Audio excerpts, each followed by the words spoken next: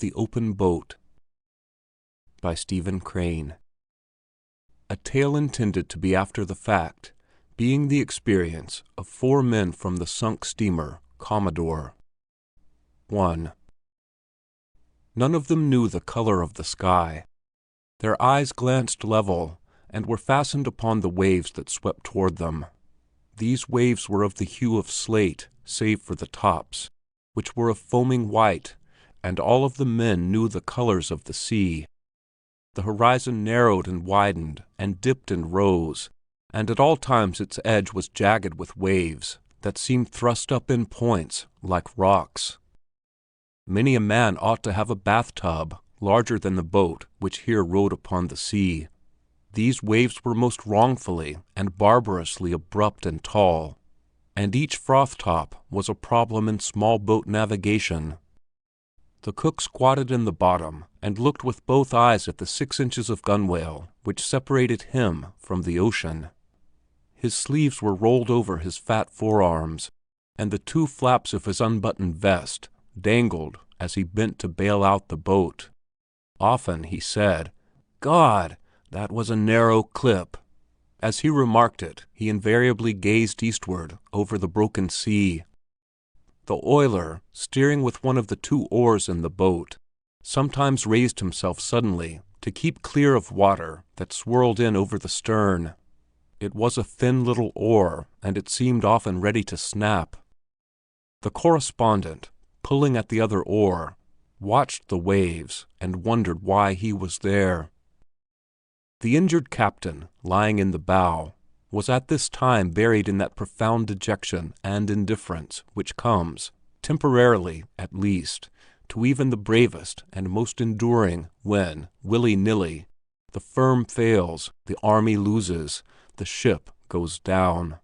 The mind of the master of a vessel is rooted deep in the timbers of her, though he commanded for a day or a decade, and this captain had on him the stern impression of a scene, in the grays of dawn, of 7 turned faces, and later a stump of a topmast with a white ball on it, that slashed to and fro at the waves, went low and lower and down. Thereafter there was something strange in his voice. Although steady, it was, deep with mourning, and of a quality beyond oration or tears. "Keep her a little more south, Billy," said he. "A little more south, sir," said the oiler in the stern. A seat on this boat was not unlike a seat upon a bucking bronco, and by the same token, a bronco is not much smaller. The craft pranced and reared, and plunged like an animal. As each wave came and she rose for it, she seemed like a horse, making at a fence outrageously high. The manner of her scramble over these walls of water is a mystic thing, and, moreover, at the top of them were ordinarily these problems in white water, the foam racing down from the summit of each wave, requiring a new leap, and a leap from the air. Then, after scornfully bumping a crest, she would slide and race and splash down a long incline, and arrive bobbing and nodding in front of the next menace. A singular disadvantage of the sea lies in the fact that after successfully surmounting one wave, you discover that there is another behind it just as important and just as nervously anxious to do something effective in the way of swamping boats.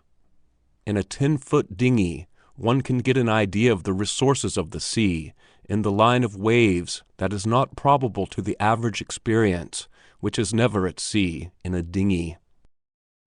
As each slaty wall of water approached, it shut all else from view of the men in the boat, and it was not difficult to imagine that this particular wave was the final outburst of the ocean, the last effort of the grim water. There was a terrible grace in the move of the waves, and they came in silence, save for the snarling of the crests. In the wan light, the faces of the men must have been gray. Their eyes must have glinted in strange ways as they gazed steadily astern. Viewed from a balcony, the whole thing would doubtless have been weirdly picturesque. But the men in the boat had no time to see it, and if they had had leisure, there were other things to occupy their minds. The sun swung steadily up the sky, and they knew it was broad day because the color of the sea changed from slate to emerald green, streaked with amber lights, and the foam was like tumbling snow. The process of the breaking day was unknown to them.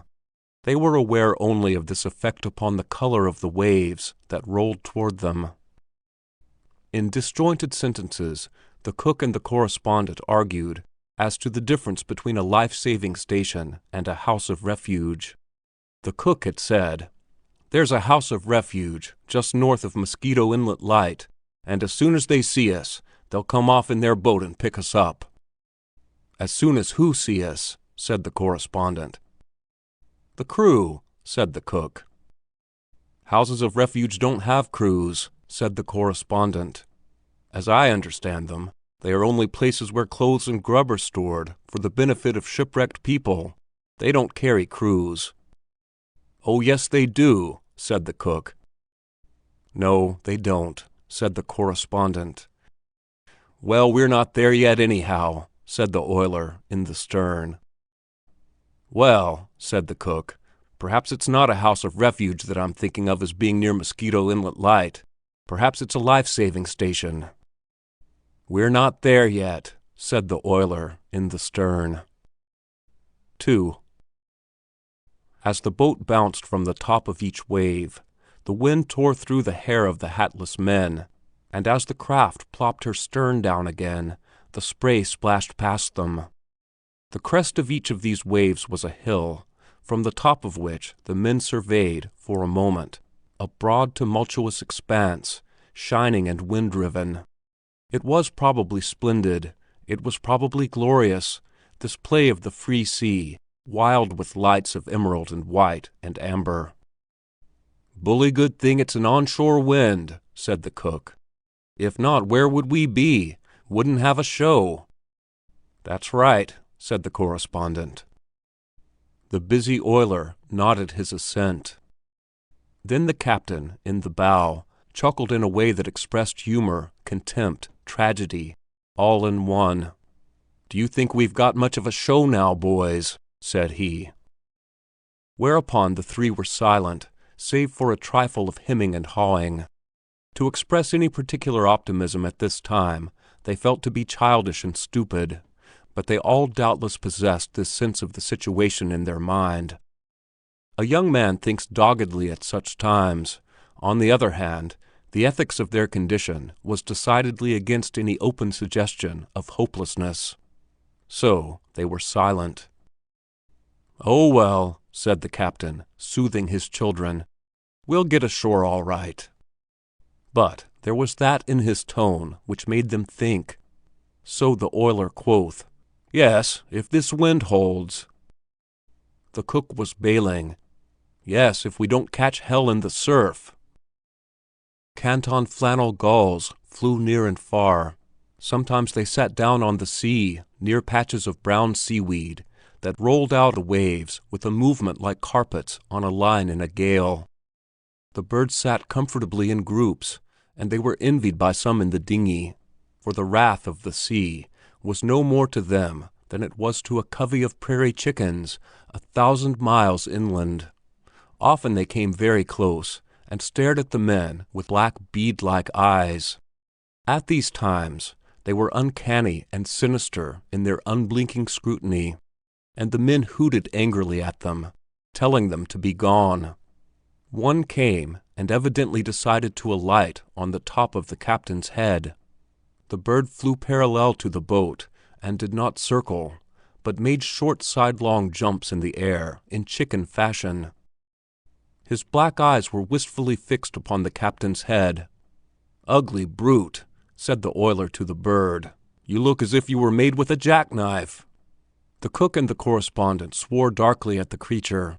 The captain naturally wished to knock it away with the end of the heavy painter, but he did not dare do it, because anything resembling an emphatic gesture would have capsized this freighted boat. And so, with his open hand, the captain gently and carefully waved the gull away.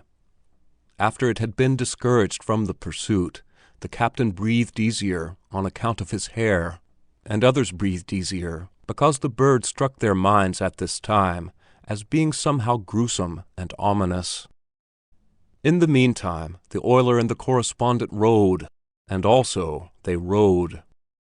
They sat together in the same seat, and each rowed an oar.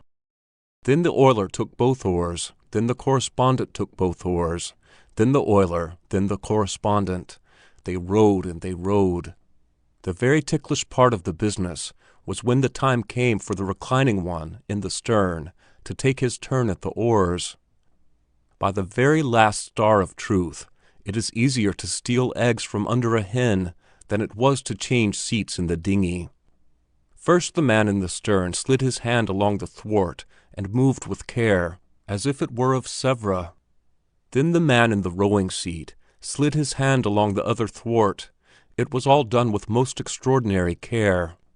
As the two sidled past each other, the whole party kept watchful eyes on the coming wave, and the captain cried, "Look out now! Steady there!" The brown mats of seaweed that appeared from time to time were like islands, bits of earth. They were traveling, apparently, neither one way nor the other. They were, to all intents, stationary. They informed the men in the boat that it was making progress slowly toward the land. The captain, rearing cautiously in the bow, after the dinghy soared on a great swell, said that he had seen the lighthouse at Mosquito Inlet. Presently the cook remarked that he had seen it. The correspondent was at the oars then, and for some reason he too wished to look at the lighthouse, but his back was toward the far shore, and the waves were important, and for some time he could not seize an opportunity to turn his head. But at last there came a wave more gentle than the others, and when at the crest of it, he swiftly scoured the western horizon. "See it?" said the captain. "No," said the correspondent slowly. "I didn't see anything." "Look again," said the captain. He pointed. "It's exactly in that direction." At the top of another wave, the correspondent did as he was bid, and this time his eyes chanced on a small, still thing on the edge of the swaying horizon. It was precisely like the point of a pen. It took an anxious eye to find a lighthouse so tiny. "Think we'll make it, Captain?" "If this wind holds and the boat don't swamp, we can't do much else," said the captain. The little boat, lifted by each towering sea, and splashed viciously by the crests, made progress that in the absence of seaweed was not apparent to those in her. She seemed just a wee thing, wallowing, miraculously top up, at the mercy of 5 oceans. Occasionally a great spread of water, like white flames, swarmed into her. "Bail her, cook," said the captain serenely. "All right, Captain," said the cheerful cook. 3. It would be difficult to describe the subtle brotherhood of men that was here established on the seas. No one said that it was so, no one mentioned it, but it dwelt in the boat, and each man felt it warm him. They were a captain, an oiler, a cook, and a correspondent, and they were friends. Friends in a more curiously iron-bound degree than may be common. The hurt captain, lying against the water jar in the bow, spoke always in a low voice and calmly, but he could never command a more ready and swiftly obedient crew than the motley three of the dinghy. It was more than a mere recognition of what was best for the common safety. There was surely in it a quality that was personal and heartfelt. And after this devotion to the commander of the boat, there was this comradeship that the correspondent, for instance, who had been taught to be cynical of men, knew even at the time was the best experience of his life. But no one said that it was so. No one mentioned it. "I wish we had a sail," remarked the captain.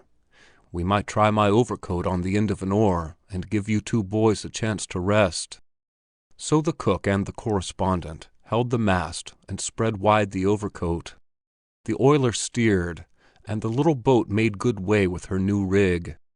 Sometimes the oiler had to scull sharply to keep a sea from breaking into the boat, but otherwise sailing was a success.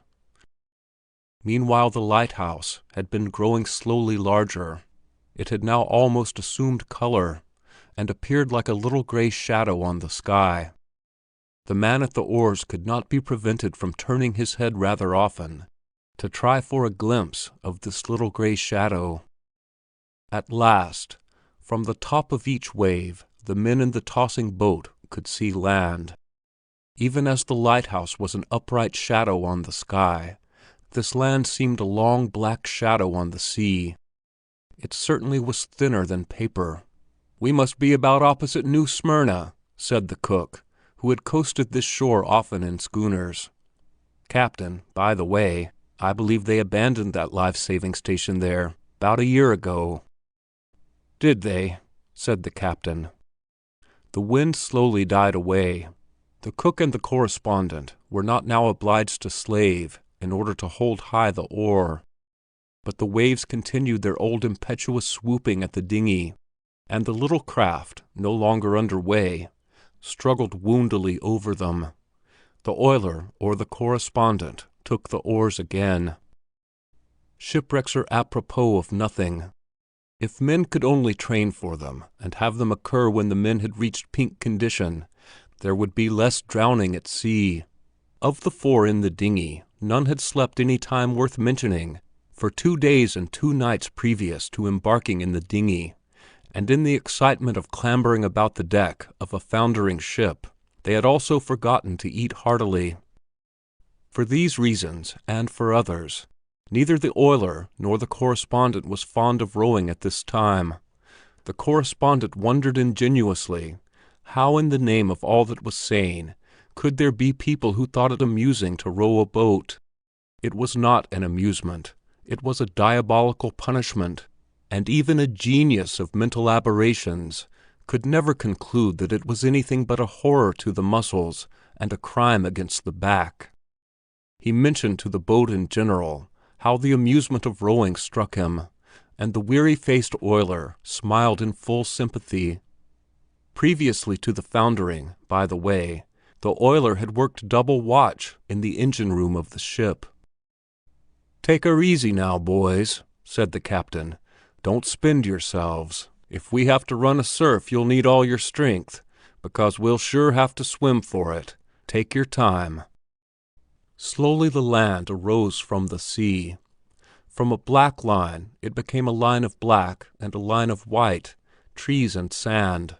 Finally, the captain said that he could make out a house on the shore.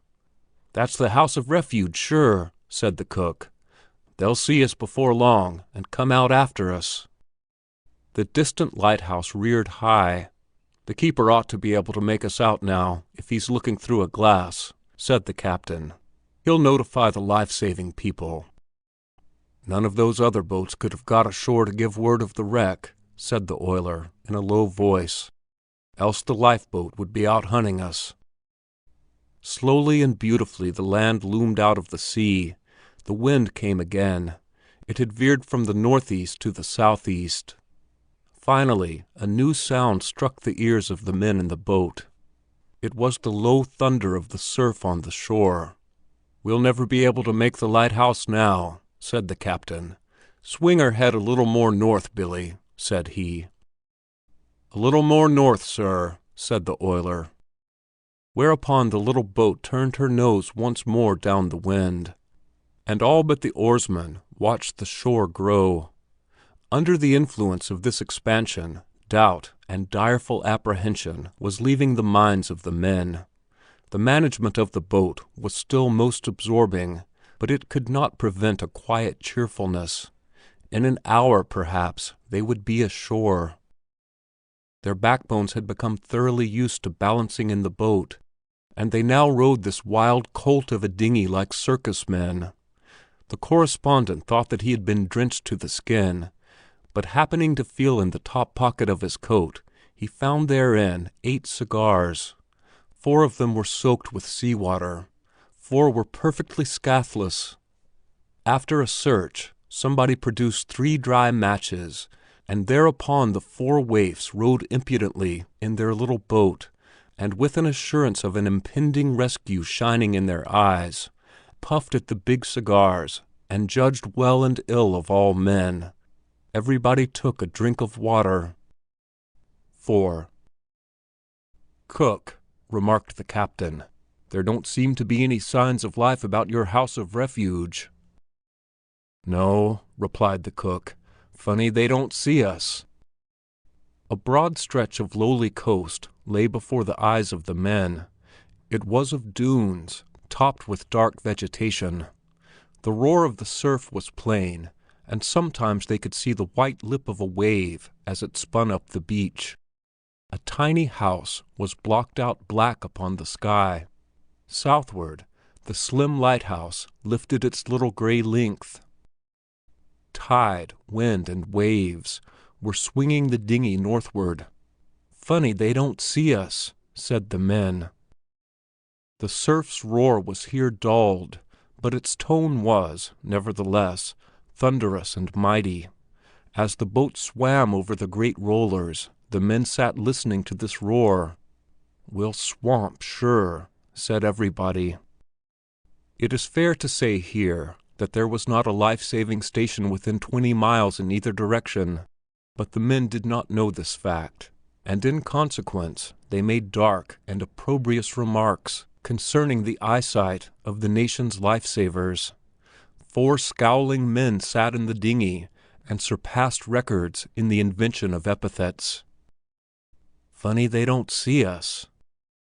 The light-heartedness of a former time had completely faded. To their sharpened minds it was easy to conjure pictures of all kinds of incompetency and blindness, and, indeed, cowardice. There was the shore of the populous land, and it was bitter and bitter to them that from it came no sign. "Well," said the captain ultimately, "I suppose we'll have to make a try for ourselves. If we stay out here too long, we'll none of us have strength left to swim after the boat swamps." And so the oiler, who was at the oars, turned the boat straight for the shore. There was a sudden tightening of muscle. There was some thinking. "If we don't all get ashore," said the captain, "I suppose you fellows know where to send news of my finish." They then briefly exchanged some addresses and admonitions. As for the reflections of the men, there was a great deal of rage in them. Perchance they might be formulated thus: "If I am going to be drowned, if I am going to be drowned, if I am going to be drowned, why, in the name of the 7 mad gods who rule the sea, was I allowed to come thus far and contemplate sand and trees? Was I brought here merely to have my nose dragged away as I was about to nibble the sacred cheese of life? It is preposterous. If this old ninny woman, Fate, cannot do better than this, she should be deprived of the management of men's fortunes. She is an old hen who knows not her intention. If she has decided to drown me, why did she not do it in the beginning, and save me all this trouble? The whole affair is absurd. But no, she cannot mean to drown me. She dare not drown me. She cannot drown me, not after all this work." Afterward, the man might have had an impulse to shake his fist at the clouds. "You just drown me now, and then hear what I call you." The billows that came at this time were more formidable. They seemed always just about to break and roll over the little boat in a turmoil of foam. There was a preparatory and long growl in the speech of them. No mind unused to the sea would have concluded that the dinghy could ascend these sheer heights in time. The shore was still afar. The oiler was a wily surfman. "Boys," he said swiftly, "she won't live 3 minutes more, and we're too far out to swim. Shall I take her to sea again, Captain?" "Yes, go ahead," said the captain. This oiler, by a series of quick miracles and fast and steady oarsmanship, turned the boat in the middle of the surf and took her safely to sea again. There was a considerable silence as the boat bumped over the furrowed sea to deeper water. Then somebody in gloom spoke. "Well, anyhow, they must have seen us from the shore by now." The gulls went in slanting flight up the wind toward the gray desolate east. A squall, marked by dingy clouds, and clouds brick red, like smoke from a burning building, appeared from the southeast. "What do you think of those life-saving people? Ain't they peaches? Funny they haven't seen us. Maybe they think we're out here for sport. Maybe they think we're fishing. Maybe they think we're damned fools." It was a long afternoon. A changed tide tried to force them southward, but wind and wave said northward. Far ahead, where coastline, sea, and sky formed their mighty angle, there were little dots which seemed to indicate a city on the shore. "St. Augustine." The captain shook his head. "Too near Mosquito Inlet." And the oiler rowed, and then the correspondent rowed, then the oiler rowed. It was a weary business. The human back can become the seat of more aches and pains than are registered in books for the composite anatomy of a regiment. It is a limited area, but it can become the theater of innumerable muscular conflicts, tangles, wrenches, knots, and other comforts. "Did you ever like to row, Billy?" asked the correspondent. "No," said the oiler. "Hang it." When one exchanged the rowing seat for a place in the bottom of the boat, he suffered a bodily depression that caused him to be careless of everything, save an obligation to wiggle one finger. There was cold seawater swashing to and fro in the boat, and he lay in it. His head, pillowed on a thwart, was within an inch of the swirl of a wave crest, and sometimes a particularly obstreperous sea came inboard and drenched him once more. But these matters did not annoy him. It is almost certain that if the boat had capsized, he would have tumbled comfortably out upon the ocean, as if he felt sure that it was a great soft mattress. "Look, there's a man on the shore." "Where?" "There, see him, see him?" "Yes, sure, he's walking along." "Now he's stopped. Look, he's facing us. He's waving at us." "So he is, by thunder." "Ah, now we're all right. Now we're all right. There'll be a boat out here for us in half an hour." "He's going on, he's running. He's going up to that house there." The remote beach seemed lower than the sea, and it required a searching glance to discern the little black figure.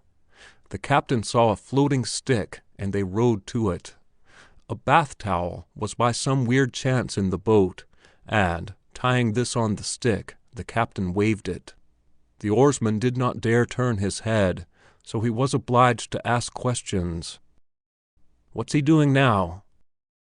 "He's standing still again. He's looking, I think. There he goes again, toward the house. Now he's stopped again." "Is he waving at us?" "No, not now. He was, though. Look, there comes another man. He's running. Look at him go, would you? Why, he's on a bicycle. Now he's met the other man. They're both waving at us. Look. There comes something up the beach. What the devil is that thing? Why, it looks like a boat. Why, certainly it's a boat. No, it's on wheels. Yes, so it is. Well, that must be the lifeboat. They drag them along shore on a wagon. That's the lifeboat, sure. No, it's an omnibus. I tell you it's a lifeboat. It is not. It's an omnibus. I can see it plain. See? One of those big hotel omnibuses. By thunder, you're right. It's an omnibus sure as fate. What do you suppose they are doing with an omnibus? Maybe they are going around collecting the life crew, hey? That's it, likely. Look, there's a fellow waving a little black flag. He's standing on the steps of the omnibus. There come those other two fellows. Now they're all talking together. Look at the fellow with the flag. Maybe he ain't waving it. That ain't a flag, is it? That's his coat. Why, certainly that's his coat. So it is, it's his coat. He's taken it off and is waving it behind his head. But would you look at him swing it? Oh, say, there isn't any life-saving station there. That's just a winter resort hotel omnibus that has brought over some of the boarders to see us drown. What's that idiot with the coat mean? Why's he signaling anyhow? It looks as if he were trying to tell us to go north. There must be a life-saving station up there. No, he thinks we're fishing, just giving us a merry hand. See? Ah, there, Willie. Well, I wish I could make something of those signals. What do you suppose he means? He don't mean anything. He's just playing. Well, if he'd just signal us to try the surf again, or to go to sea and wait, or go north, or go south, or go to hell, there would be some reason in it. But look at him. He just stands there and keeps his coat revolving like a wheel. The ass! There come more people. Now there's quite a mob. Look, isn't that a boat? Where? Oh, I see what you mean. No, that's no boat. That fellow is still waving his coat. He must think we like to see him do that. Why don't he quit it? It don't mean anything. I don't know. I think he is trying to make us go north. It must be that there's a life-saving station there somewhere. Say, he ain't tired yet. Look at him wave. Wonder how long he can keep that up. He's been revolving his coat ever since he caught sight of us. He's an idiot. Why aren't they getting men to bring a boat out? A fishing boat. One of those big yawls could come out here all right. Why don't he do something? Oh, it's all right now. They'll have a boat out here for us in less than no time, now that they've seen us. A faint yellow tone came into the sky, over the low land. The shadows on the sea slowly deepened. The wind bore coldness with it, and the men began to shiver. "Holy smoke!" said one, allowing his voice to express his impious mood. "If we keep on monkeying out here, if we've got to flounder out here all night—" "Oh, we'll never have to stay here all night. Don't you worry. They've seen us now, and it won't be long before they'll come chasing out after us." The shore grew dusky. The man waving a coat blended gradually into this gloom, and it swallowed in the same manner the omnibus and the group of people. The spray, when it dashed uproariously over the side, made the voyagers shrink and swear like men who had been branded. "I'd like to catch the chump who waved the coat. I feel like soaking him one just for luck." "Why, what did he do?" "Oh, nothing. But then he seemed so damn cheerful." In the meantime, the oiler rowed, and then the correspondent rowed, and then the oiler rowed. Gray-faced and bowed forward, they mechanically, turn by turn, plied the leaden oars. The form of the lighthouse had vanished from the southern horizon, and finally a pale star appeared, just lifting from the sea. The streaked saffron in the west passed before the all-merging darkness, and the sea to the east was black. The land had vanished, and was expressed only by the low and drear thunder of the surf. "If I am going to be drowned, if I am going to be drowned, if I am going to be drowned, why, in the name of the 7 mad gods who rule the sea, was I allowed to come thus far and contemplate sand and trees? Was I brought here merely to have my nose dragged away, as I were about to nibble the sacred cheese of life?" The patient captain, drooped over the water jar, was sometimes obliged to speak to the oarsman. "Keep her head up, keep her head up. Keep her head up, sir." The voices were weary and low.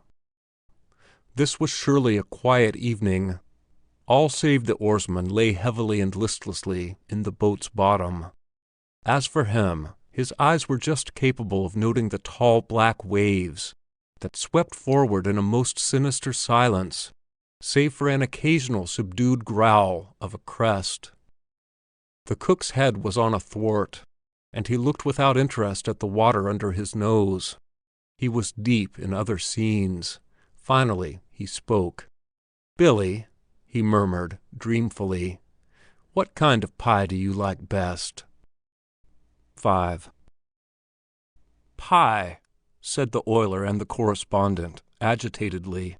Don't talk about those things, blast you.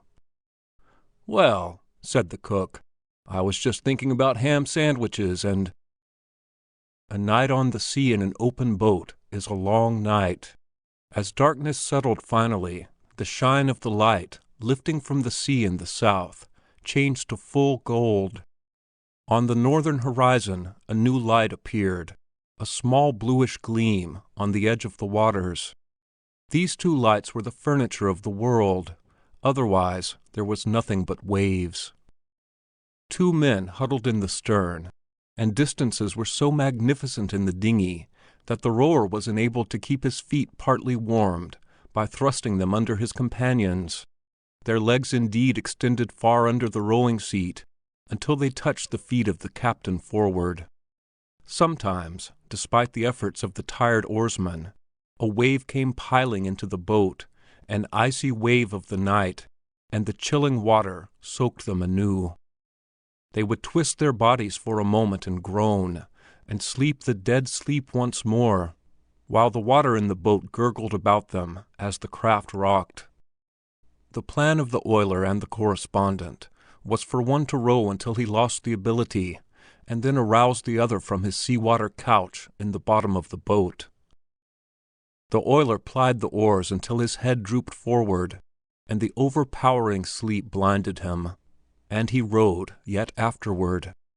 Then he touched a man in the bottom of the boat and called his name. "Will you spell me for a little while?" he said meekly. "Sure, Billy," said the correspondent, awakening and dragging himself to a sitting position. They exchanged places carefully, and the oiler, cuddling down in the sea-water at the cook's side, seemed to go to sleep instantly. The particular violence of the sea had ceased. The waves came without snarling. The obligation of the man at the oars was to keep the boat headed so that the tilt of the rollers would not capsize her, and to preserve her from filling when the crest rushed past. The black waves were silent and hard to be seen in the darkness. Often one was almost upon the boat before the oarsman was aware.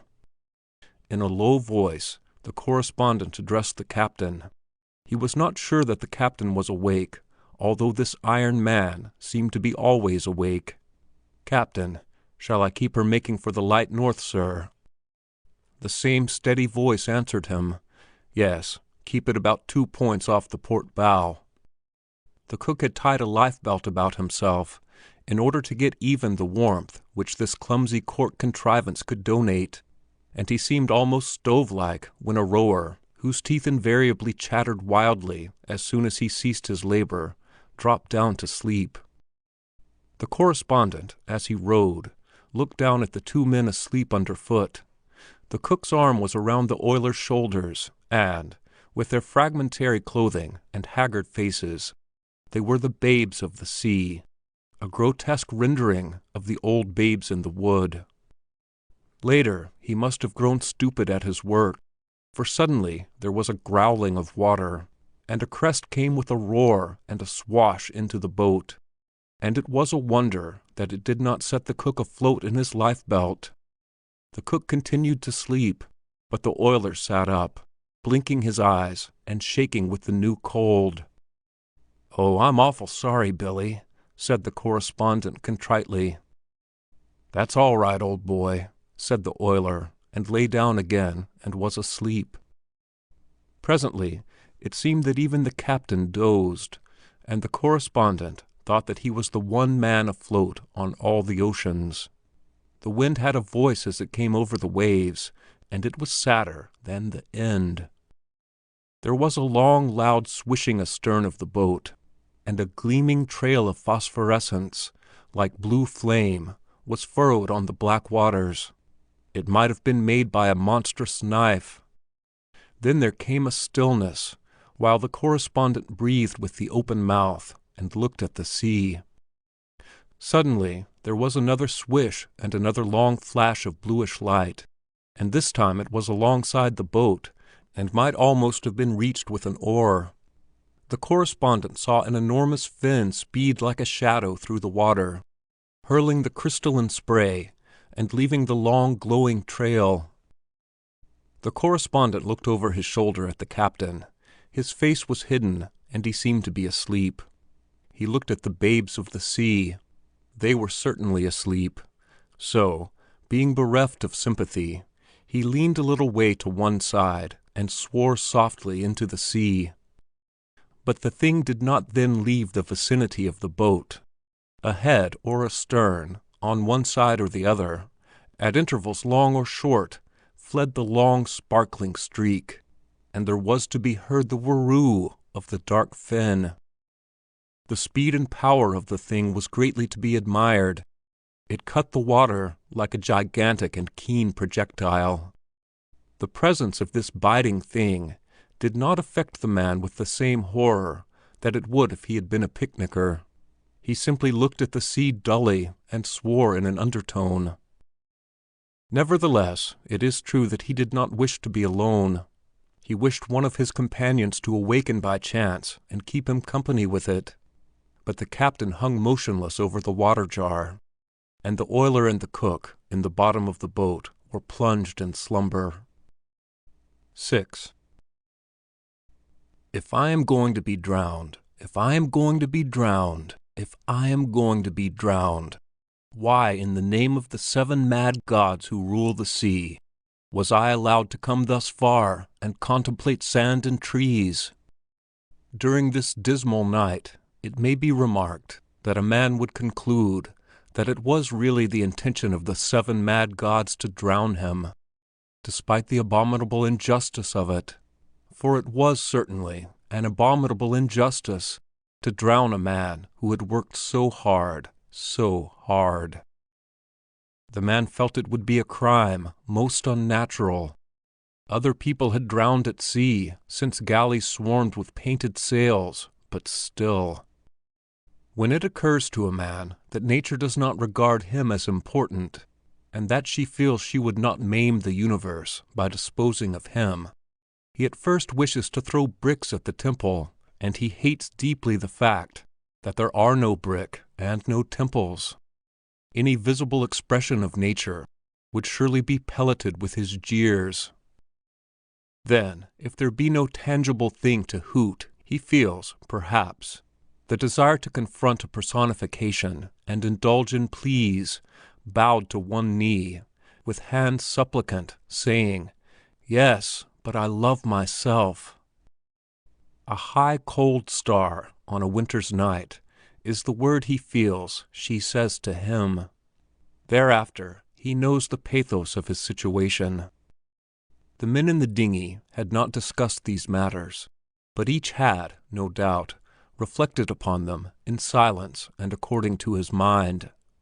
There was seldom any expression upon their faces, save the general one of complete weariness. Speech was devoted to the business of the boat. To chime the notes of his emotion, a verse mysteriously entered the correspondent's head. He had even forgotten that he had forgotten this verse, but it suddenly was in his mind.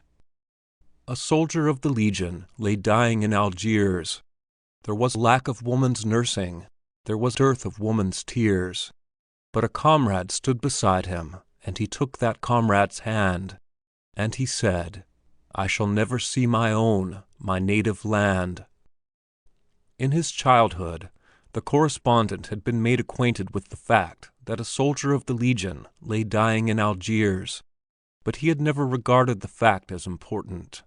Myriads of his schoolfellows had informed him of the soldier's plight, but the dinning had naturally ended by making him perfectly indifferent.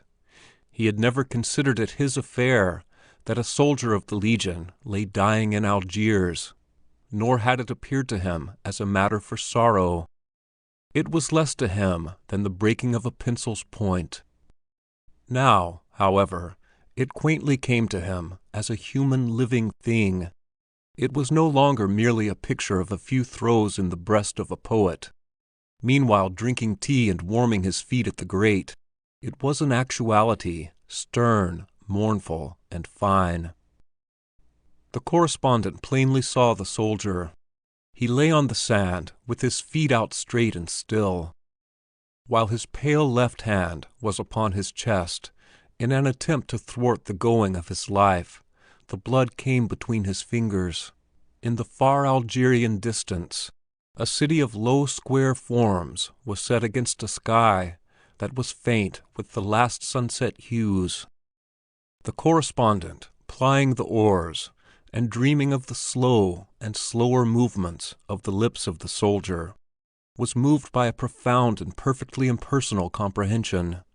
He was sorry for the soldier of the Legion who lay dying in Algiers. The thing which had followed the boat and waited had evidently grown bored at the delay. There was no longer to be heard the slash of the cut water, and there was no longer the flame of the long trail. The light in the north still glimmered, but it was apparently no nearer to the boat. Sometimes the boom of the surf rang in the correspondent's ears, and he turned the craft seaward then and rowed harder. Southward, someone had evidently built a watchfire on the beach. It was too low and too far to be seen, but it made a shimmering, roseate reflection upon the bluff back of it, and this could be discerned from the boat. The wind came stronger, and sometimes a wave suddenly raged out like a mountain cat, and there was to be seen the sheen and sparkle of a broken crest. The captain, in the bow, moved on his water jar and sat erect.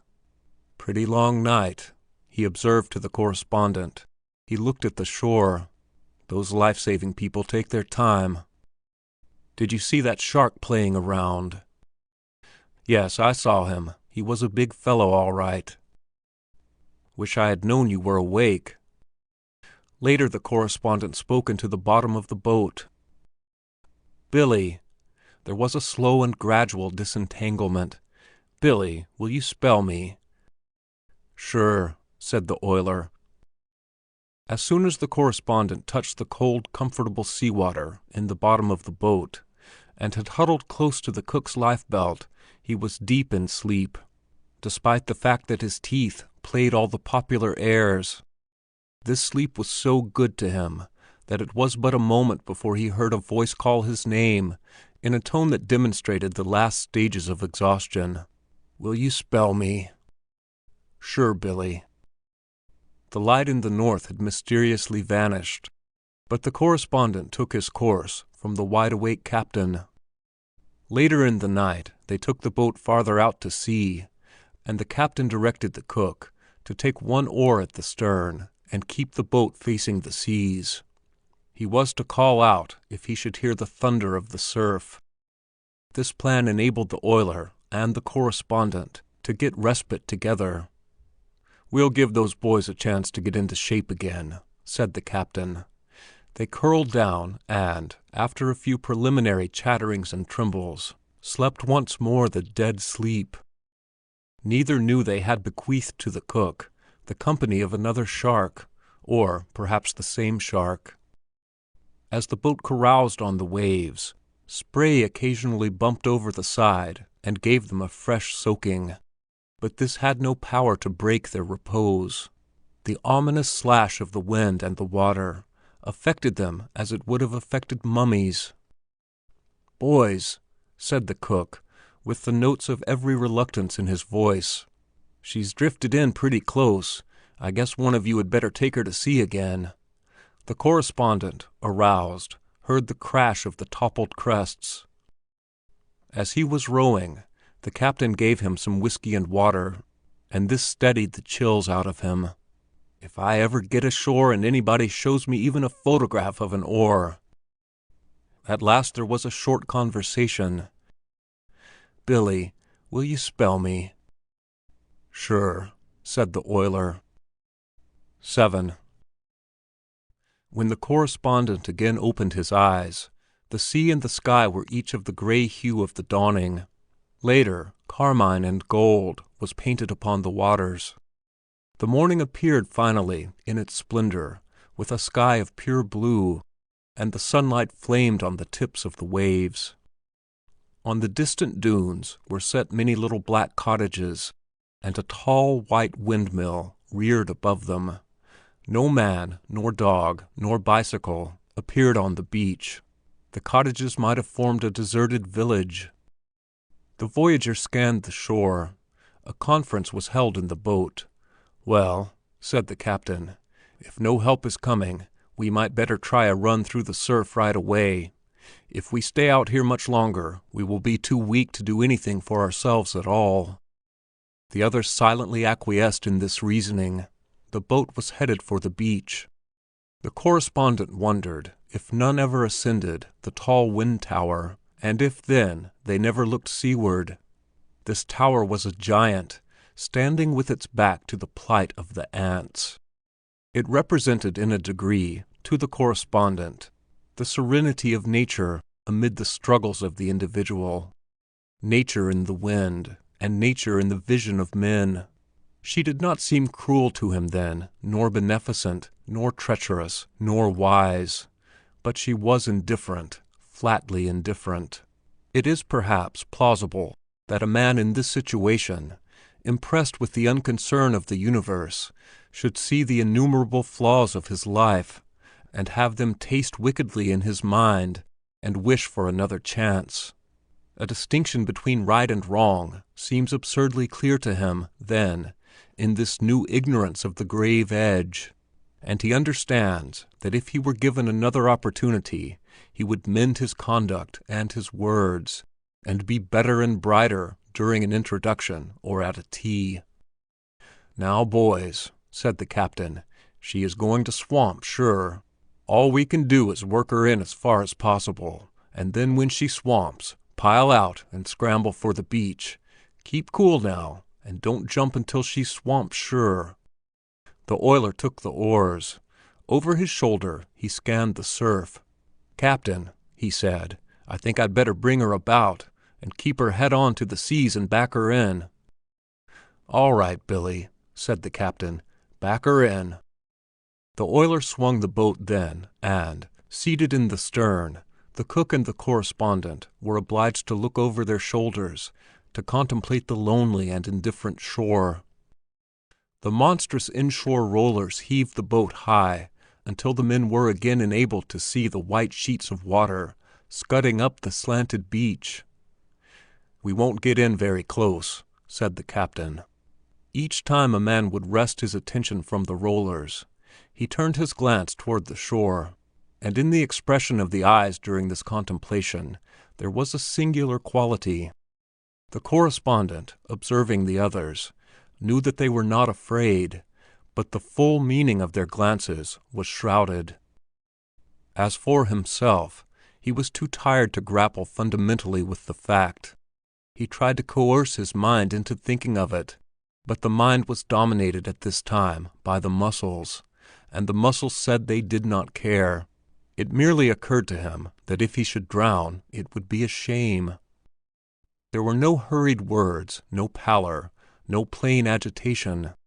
The men simply looked at the shore. "Now, remember to get well clear of the boat when you jump," said the captain.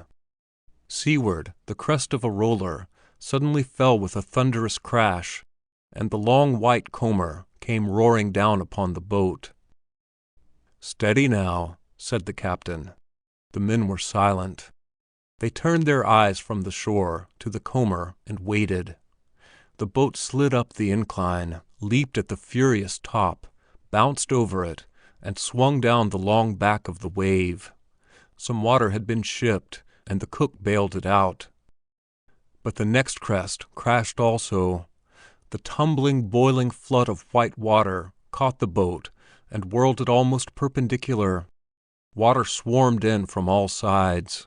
The correspondent had his hands on the gunwale at this time, and when the water entered at that place, he swiftly withdrew his fingers, as if he objected to wetting them. The little boat, drunken with this weight of water, reeled and snuggled deeper into the sea. "Bail her out, cook, bail her out," said the captain. "All right, captain," said the cook. "Now, boys, the next one will do for us sure," said the oiler. "Mind to jump clear of the boat." The third wave moved forward, huge, furious, implacable. It fairly swallowed the dinghy, and almost simultaneously the men tumbled into the sea. A piece of lifebelt had lain in the bottom of the boat, and as the correspondent went overboard, he held this to his chest with his left hand. The January water was icy, and he reflected immediately that it was colder than he had expected to find it on the coast of Florida. This appeared to his dazed mind as a fact important enough to be noted at the time. The coldness of the water was sad, it was tragic. This fact was somehow so mixed and confused with his opinion of his own situation that it seemed almost a proper reason for tears. The water was cold. When he came to the surface, he was conscious of little but the noisy water. Afterward he saw his companions in the sea. The oiler was ahead in the race. He was swimming strongly and rapidly. Off to the correspondent's left, the cook's great white and corked back bulged out of the water, and in the rear the captain was hanging with his one good hand to the keel of the overturned dinghy. There is a certain immovable quality to a shore, and the correspondent wondered at it amid the confusion of the sea. It seemed also very attractive, but the correspondent knew that it was a long journey, and he paddled leisurely. The piece of life-preserver lay under him, and sometimes he whirled down the incline of a wave, as if he were on a hand-sled. But finally he arrived at a place in the sea where travel was beset with difficulty. He did not pause swimming to inquire what manner of current had caught him, but there his progress ceased. The shore was set before him like a bit of scenery on a stage, and he looked at it and understood with his eyes each detail of it. As the cook passed, much farther to the left, the captain was calling to him, "Turn over on your back, cook! Turn over on your back and use the oar!" "All right, sir!" The cook turned on his back and, paddling with an oar, went ahead as if he were a canoe. Presently the boat also passed to the left of the correspondent, with the captain clinging with one hand to the keel. He would have appeared like a man raising himself to look over a board fence, if it were not for the extraordinary gymnastics of the boat. The correspondent marveled that the captain could still hold to it. They passed on, nearer to shore, the oiler, the cook, the captain, and following them went the water jar, bouncing gaily over the seas. The correspondent remained in the grip of his strange new enemy, a current. The shore, with its white slope of sand and its green bluff, topped with little silent cottages, was spread like a picture before him. It was very near to him then, but he was impressed as one who in a gallery looks at a scene from Brittany or Holland. He thought, "I am going to drown? Can it be possible? Can it be possible? Can it be possible?" Perhaps an individual must consider his own death to be the final phenomenon of nature.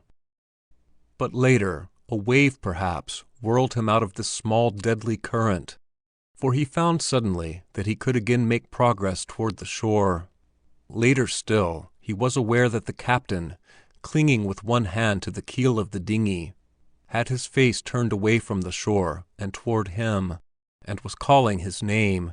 "Come, come to the boat!"